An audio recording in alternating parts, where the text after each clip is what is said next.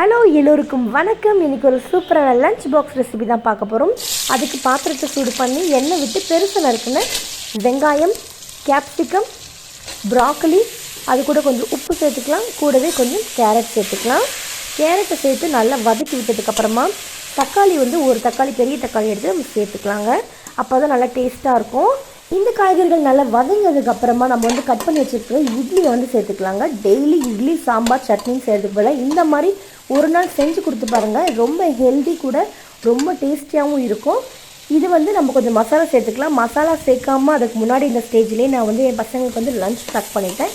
இது பெரியவங்களுக்காக கொஞ்சம் காஷ்மீரி சில்லியும் கொஞ்சம் கொரியாண்டர் பவுடரும் போட்டிருக்கேன். இது டேஸ்ட் நல்லா என்ஹான்ஸ் பண்ணி தரும். கடைசியாக மல்லி, கருவேப்பிலை போட்டு நம்ம நல்லா மிக்ஸ் பண்ணி எடுத்துட்டா கம வெஜிடபிள் மசாலா இட்லி ரெடி.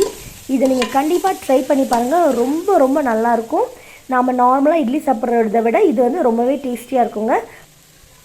இப்போ டேஸ்ட்டுக்கு பார்த்துடலாம். டேஸ்ட் சூப்பராக இருக்குன்னு ரிவ்யூ வந்துடுச்சு. அப்புறம் என்னங்க, கண்டிப்பாக ட்ரை பண்ணுங்கள். பாய்.